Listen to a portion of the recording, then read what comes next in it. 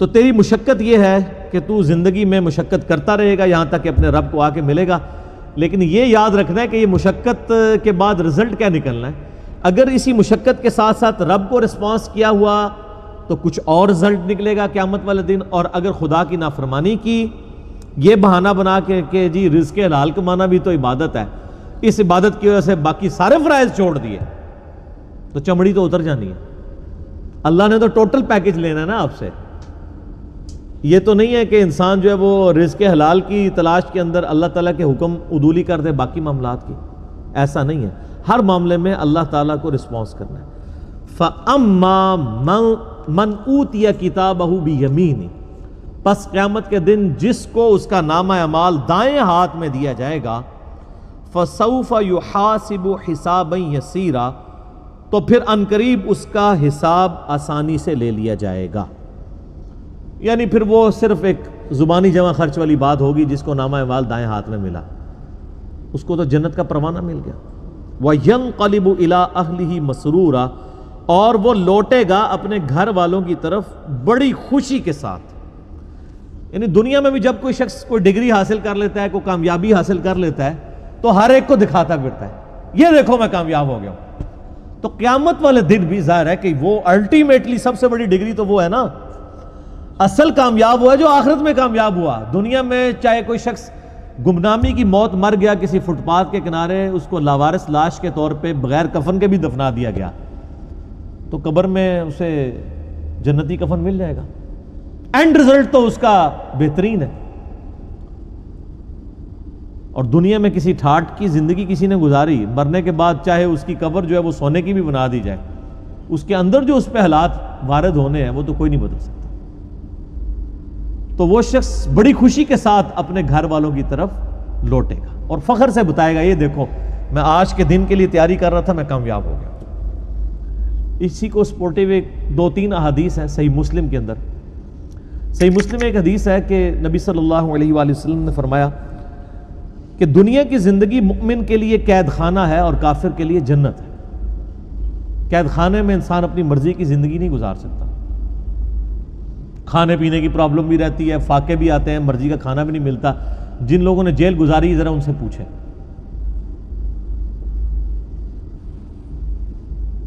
اور کافر اپنی مرضی کی زندگی گزارتا ہے، اس لیے اس نے دنیا کو جنت بنایا۔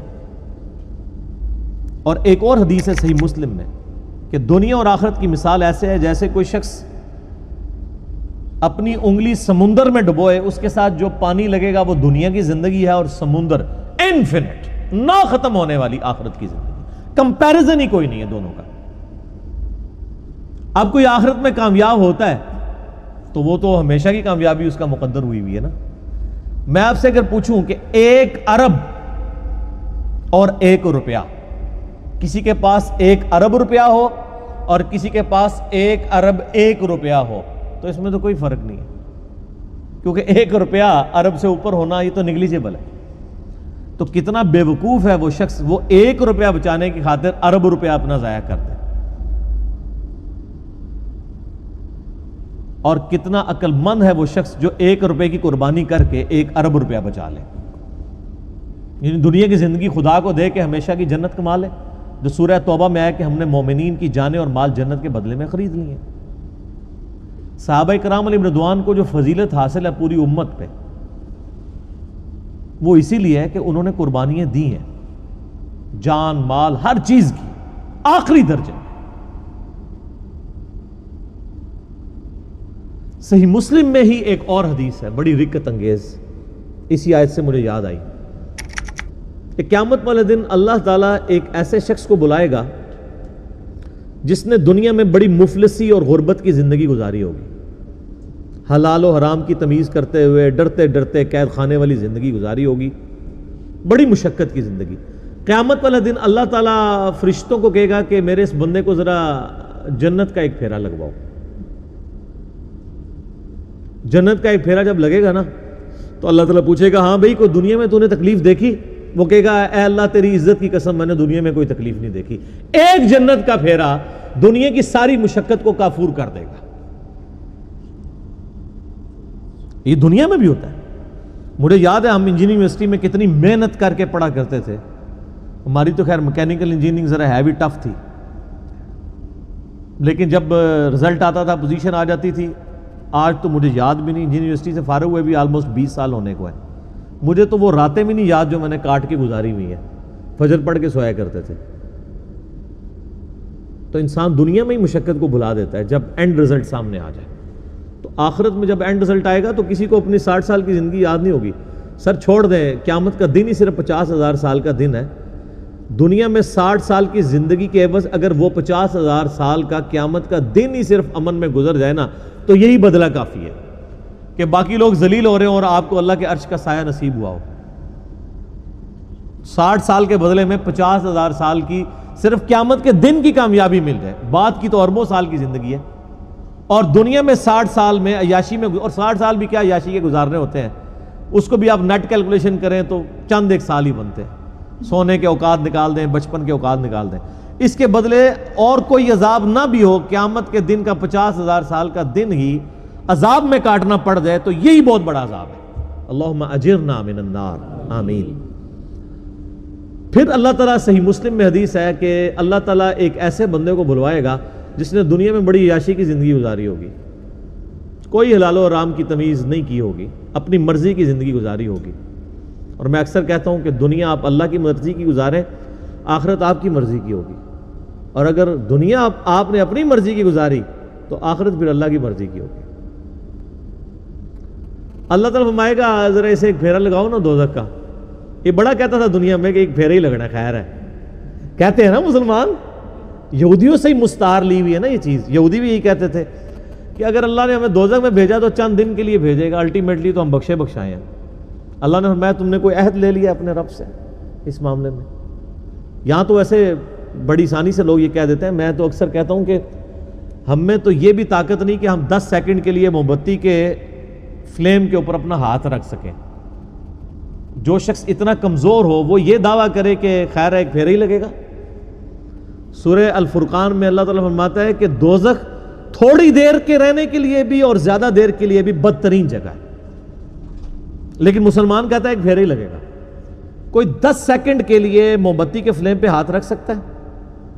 بخاری مسلم کے الفاظ ہیں، نبی علیہ السلام فرمایا کہ آخرت کی آگ دنیا کی آگ سے 70 گنا زیادہ تیز ہے. اس آگ میں صرف 10 سیکنڈ کے لیے ہاتھ نہیں رکھا جانا، پتہ نہیں کتنے عرصے کے لیے پھینکا جانا ہے، اور آپ کہتے ہیں ایک پھیرا ہی لگے گا. ہم دنیا میں اس سے بھی آسان مثال دیتے ہیں. اگر کوئی شخص کہتا نا ایک پھیرے سے کیا فرق پڑتا ہے، اسے کہیں کہ ہم آپ کو ایک فجر کی نماز چھوڑنے پہ صرف ایک پھیرا لگاتے ہیں فجر سے لے کے زور تک کا، ایک ایسے کمرے میں جو کمرے کا سائز ہوگا 10 فٹ بائی 10 فٹ، اس میں 100 کوبرا سانپ ہوں گے، 100 بچھو ہوں گے، 100 اژدہا ہوں گے، بس ایک ہی پھیرا لگنا ہے فجر سے زور تک. تو تصور سے انسان کو لگ پتا جاتا ہے. تو اس کا مطلب یہ ہے آخرت چونکہ دنیا نقد ہے فوراً بندے کو خوف آتا ہے، آخرت ادھار ہے انسان کہتا ہے نہیں خیر دیکھی جائے گی، چھاٹ ہی دے گا، کچھ بھی ہے اللہ تیرے محبوب کی امت سے. بولے اعوذ باللہ تعالی. تو اللہ تعالیٰ، صحیح مسلم کے الفاظ ہیں، اس جو بندہ کہتا تھا نا دنیا میں خیر ایک پھیرا ہی لگے گا، اللہ تعالیٰ کہے گا ذرا اس کو ایک پھیرا لگواؤ نا دوزخ کا. بڑی عیاشی کی اس نے دنیا میں. جب دوزخ کا ایک پھیرا لگے گا تو اللہ تعالیٰ پوچھے گا ہاں بھائی کوئی دنیا میں خیر دیکھی تو نے؟ کہ اللہ، وہ کہے گا اللہ تیری عزت کی قسم میں نے دنیا میں کوئی خیر نہیں دیکھی. دنیا کی ساری عیاشی دوزخ کے ایک پھیرے سے کافور ہو جائے گی. صرف پھیرا، ابھی تو پرماننٹلی جو اس نے جانا ہے وہ علیحدہ معاملہ ہے. تو یہاں کس طرح لوگ کہہ دیتے ہیں. اب اس پورے تناظر میں اس آیت کو اگر آپ سمجھیں کہ جسے دائیں ہاتھ میں نامہ اعمال دیا جائے گا اس کا حساب آسانی سے لیا جائے گا اور وہ بڑی خوشی کی حالت میں اپنے گھر والوں کی طرف لوٹے گا. وَأَمَّا مَنْ أُوتِيَ كِتَابَهُ وَرَاءَ ظَهْرِهِ، اور جسے اس کا نامہ اعمال اس کی پشت کے پیچھے سے دیا جائے گا، الٹے ہاتھ میں دیا جائے گا، الٹے ہاتھ میں اور پشت کے پیچھے سے. پشت کے پیچھے سے اس لیے دیا جائے گا اس کو کہ جب اس کا نامہ اعمال اس کے الٹے ہاتھ میں پکڑایا جائے گا نا تو اس کو پتہ چل جائے گا میں فیل ہو گیا ہوں، تو وہ اپنا ہاتھ ہی پیچھے کر لے گا. یہ تو دنیا تو نہیں ہے نا کہ آپ دھوکہ دے لیں، بچ جائیں. دنیا میں تو ٹرین پہ بغیر ٹکٹ کے جو لوگ سفر کر رہے ہوتے ہیں، اگر ٹی ٹی آ جائے تو ایک کمرے سے دوسرے میں چلے جاتے ہیں، یہی کرتے ہیں نا، یا باتھ روم میں جا کے چھپ جاتے ہیں ٹکٹ نہ خریدنے کے لیے. تو سر یہ تو اللہ سے کون بچ سکتا ہے؟ کوئی نہیں بچ سکتا. تو الٹے ہاتھ میں اسے نامہ اعمال جب اس کے الٹے ہاتھ کی طرف بڑھایا جائے گا نا، وہ کہے گا لو جی مارا گیا، تو اپنا ہاتھ پیچھے کر لے گا، تو پیچھے سے اس کو پکڑا دیا جائے گا. وہ تو فرشتے ہیں نا جی. اللہم اجرنا من النار، آمین. اللہ تعالیٰ ہمیں نامہ اعمال دائیں ہاتھ میں نصیب فرمائے اور بغیر حساب و کتاب میں جنت میں داخلہ عطا فرمائے، آمین. فسوف يدعو ثبورا، وہ چلائے گا اور کہے گا ہائے میری موت، ہائے میری موت. پھر وہ موت پکارے گا کہ موت آئے تو جان چھوٹ جائے. وَيَصْلَى سَعِيرًا، اور اسے بھڑکتی ہوئی آگ میں داخل کیا جائے گا. إِنَّهُ كَانَ فِي أَهْلِهِ مَسْرُورًا، بے شک یہ دنیا میں اپنے گھر والوں میں تو بڑا خوش رہتا تھا. اچھا اس میں امپلائیڈ ہے کہ جو دوسرا ہے نا وہ گھر والوں میں خوش کوئی نہیں تھا. جو جنتی ہے وہ گھر میں نہ خوش ہی تھا.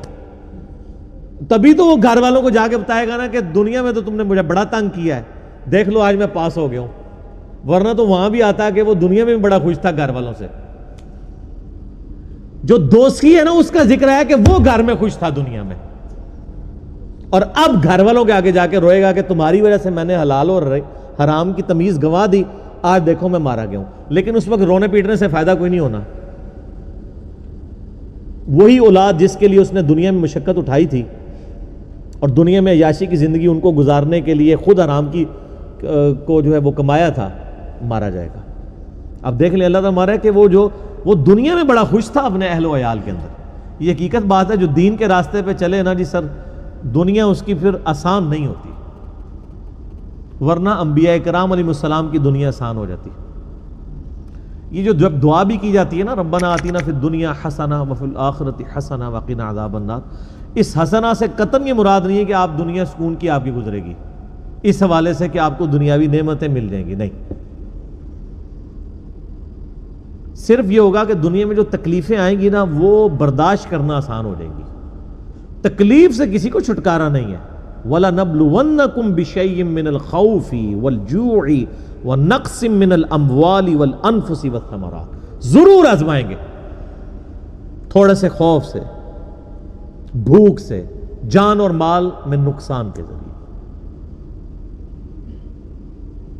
ہمیں بظاہر بڑے آسودہ حال نظر آنے والے لوگ بھی اگر آپ ان کی پرسنل لائف میں جائیں تو انہیں دنیا میں بڑی تکلیف ہوتی ہے. ہمیں نظر آ رہا ہوتا ہے کہ یہ بندہ دین کے ساتھ جڑا ہے تو شاید بڑے سکون کی زندگی گزار رہا ہے. ہر بندے کی اپنی ایک سٹوری ہوگی.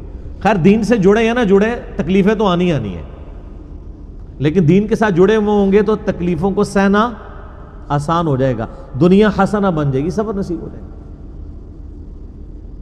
ابھی چند دن پہلے طارق جمیل صاحب کا فون آیا مجھے حافظہ اللہ تعالیٰ. ایک میرا انہوں نے یوٹیوب پہ کلپ دیکھا تھا تو اس حوالے سے انہوں نے مجھے فون کیا، سیدہ عائشہ کی عمر کے حوالے سے رضی اللہ تعالیٰ عنہا وسلام اللہ علیہ.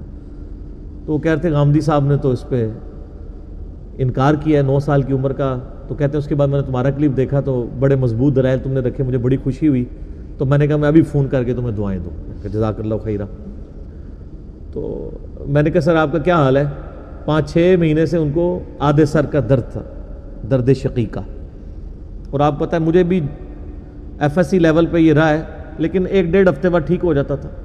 اس میں آنکھ والے یہ اس پورشن پہ یوں آدھے سر کا اسے درد کہتے ہیں اور بڑی سخت تکلیف ہوتی ہے، آنکھوں سے بعض اوقات پانی بھی نکلتا ہے. میڈیکل سائنس میں اس کا علاج ابھی تک نہیں آیا کہ پرماننٹلی جن لوگوں کے ساتھ یہ چیزیں اٹیچ ہیں ان کو ایڈریس کیا جائے. تو ان کو پوری زندگی اس تکلیف سے گزرنا پڑا. تو کہہ رہے تھے اس دفعہ پہلی دفعہ میرے ساتھ ہوا ہے کہ 6 مہینے ہو گئے ہیں اور مجھے آرام نہیں آ رہا. یہ میں نے تکلیف کاٹی ہے، مجھے پتا ہے کہ ایک ایک لمحہ جو ہے نا وہ گن کے کاٹنا پڑتا ہے. تو مجھے کہنے لگے بیٹا کل 90 ٹیکے لگوائے ہیں سر میں. یہ آخری علاج ہوتا ہے کہ وہ سر کی جتنی نسیں ہیں نا ان کو سن کر دیتے ہیں. تو اب میں سوچ رہا تھا کہ یار جو لوگ طارق جمیل صاحب کو ویڈیوز میں دیکھ رہے ہوتے ہیں، ہنستا کھلکھلاتا چہرہ اور یہ سب کچھ، ان کی زندگی میں ان کی ذات کے حوالے سے ان کی تکلیفوں سے گزرنا پڑا وہ تو آپ کے سامنے نہیں ہے. تو فوراً مجھے نا اس چیز کا خیال آیا. یہ نہیں ہوتا کہ آپ کو کوئی بندہ صحیح سلام، یعنی میں یہاں بیٹھا ہوں، مجھے پتا ہے میرے ساتھ کیا چیزیں اٹیچ ہے، اور آپ کو بخوبی اندازہ ہے کہ میرے ساتھ کیا کچھ اٹیچ ہوگا. لیکن ظاہر ہے کہ جامعہ ترمذی میں حدیث ہے، نبی علیہ السلام نے فرمایا کہ دنیا میں سب سے زیادہ تکلیفیں نبیوں پہ آتی ہیں، اس کے بعد ان پہ آتی ہیں جو نبیوں کے بعد اللہ کو سب سے بڑھ کر محبوب ہوتے ہیں، اور اس کے بعد ان پر آتی ہیں جو ان کے بعد نبیوں میں سب سے بڑھ کر نبیوں کے بعد اللہ تعالیٰ کو محبوب ہوتے ہیں. سیدنا ابو ذر غفاری رضی اللہ تعالیٰ عنہ علیہ السلام کی پوری زندگی تکالیف سے معمور ہے. میرا یوٹیوب پہ کلپ بھی ہے، کبھی آپ کو موقع ملے. میں رات کو اپنا وہ کلپ دوبارہ دیکھ رہا تھا، بڑا رکت انگیز کلپ ہے سیدنا ابو ذر غفاری کے اوپر، ان کی لائف کے اوپر. مستدرک الحاکم میں جب ابو ذر غفاری کے اوپر چیپٹر باندھا ہے نا انہوں نے، امام حاکم نے، اور احادیث لے کے آئے ہیں، تو پہلی حدیث آپ کو پتہ ہے کون سی لے کے آئے ہیں؟ یہی والی جامعہ ترمذی کی، کہ سب سے زیادہ تکلیفیں انبیاء پہ آتی ہیں، اس کے بعد ان پہ جو انبیاء کے بعد اللہ کو محبوب ہوتے ہیں. حضرت ابو ذر غفاری کی فضائل اور ان کی زندگی کے حالات پہ حدیثیں لکھنے سے پہلے انہوں نے چیپٹر کی ہیڈنگ بنا کے نا ابو ذر غفاری کا بیان، پہلی حدیث یہ، حالانکہ اس حدیث میں حضرت ابو ذر غفاری کا ذکر نہیں تھا، لیکن انہوں نے بتایا کہ اب آئندہ جو تم حدیثیں پڑھو گے نا وہ اس تناظر میں سمجھنا کہ ابو ذر غفاری کی زندگی غم سے معمور اس لیے ہے کہ نبیوں کے بعد اس کا مرتبہ ہے. جامعہ ترمذی میں حدیث ہے صحیح سند سے، اس نیلی چھتری آسمان کے نیچے ابو ذر غفاری سے زیادہ سچا انسان نبی علیہ السلام نے فرمایا کوئی نہیں ہے. یار اللہ کے نبی جو صادق اور امین ہے، وہ جس شخص کے بارے میں کہہ رہے ہوں کہ آسمان کے نیچے سے زیادہ سچا انسان کوئی نہیں. اور ترمذی میں حدیث ہے، نبی علیہ السلام نے فرمایا کہ اس نیلی چھتری آسمان کے نیچے میری امت میں عیسیٰ ابن مریم کی مثل دنیا سے زہد پہ اگر کوئی ہے تو ابو ذر غفاری ہے. عیسیٰ کی مثل. حضرت عیسیٰ ابن مریم کے بارے میں روایتوں میں ملتا ہے کہ وہ دنیا سے اس قدر زہد اختیار کیے ہوئے تھے کہ وہ برتن بھی پانی پینے کا استعمال نہیں کرتے تھے.